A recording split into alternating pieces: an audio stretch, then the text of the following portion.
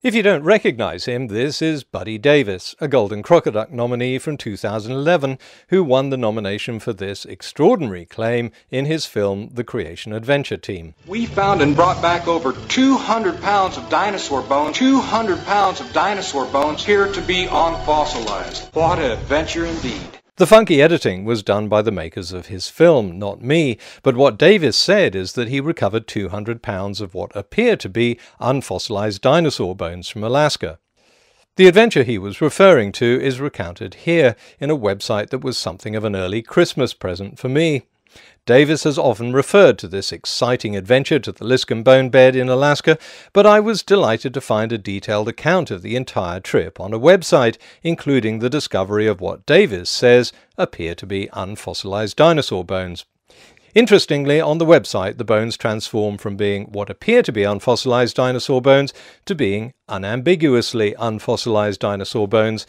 Buddy, a musician and sculptor, transforms into a creation scientist.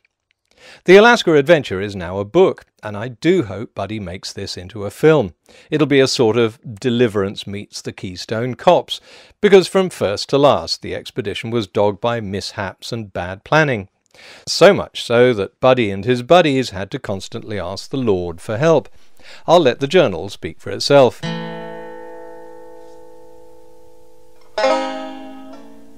After a year of planning, our exploration of the Liscombe bone bed on the north slope of Alaska was finally right around the corner.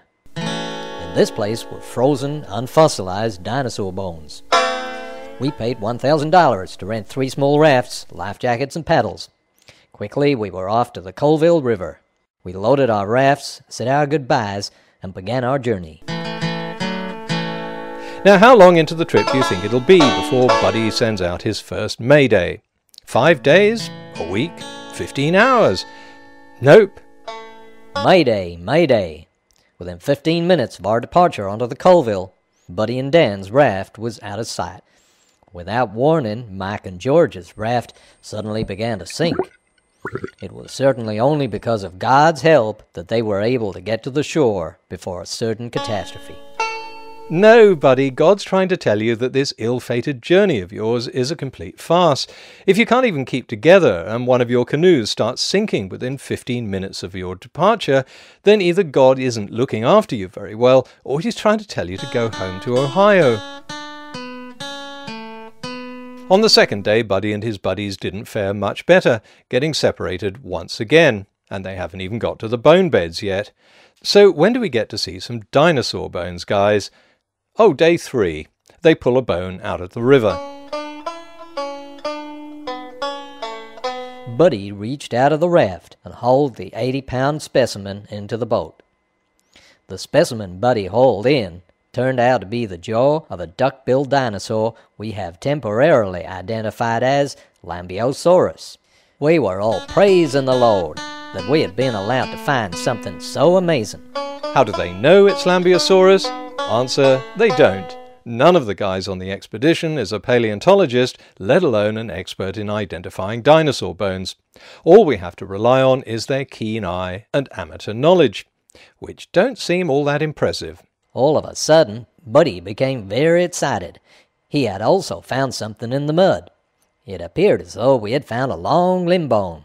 It was too good to be true. Buddy was digging out a piece of driftwood. As I lie in bed, I hear various sounds. The mosquitoes outside, cliff rubble periodically crashing into the river, gurgling muddy river rapids, and falcons nesting high above us as they cry like baby kittens. George is quietly singing praises to our mighty Creator. Come on, squeal! Squeal!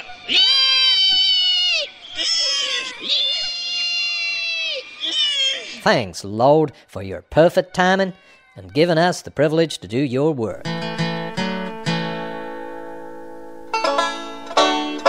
With our GPS and direct coordinates, we easily found the Liscombe bone bed. We found both fossilized and unfossilized bones. It was the frozen unfossilized bones we were seeking for our research, although we collected some fossilized bones as well. Within 2 hours, we had plenty of bones for our project. The Lord sure has been good. He has provided everything we have found. After collecting, we had a prayer of thanksgiving and praise for our wonderful Creator.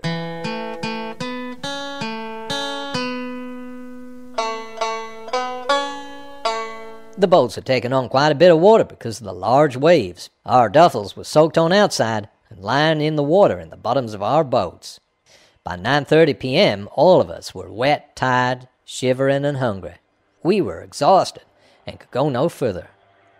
Then it happened. Mike spotted 2 Eskimo speedboats heading downriver towards Nuiqsut. After offering them $50, they agreed to tow us the rest of the way to Nuiqsut that night. It was almost as if they were angels sent from God. Okay, reality check, buddy. What appear to be unfossilized dinosaur bones, as you describe them, haven't been looked at or analyzed by a single expert since you brought them back 3 years ago. If this is such a stupendous find, why the secrecy? Your exciting adventure started with a sinking canoe and ended with a rescue, and it wasn't God who saved you, it was a couple of Inuit in a passing boat. If they hadn't given you a tow back, you'd have wasted taxpayers' money asking to be rescued by the local Coast Guard.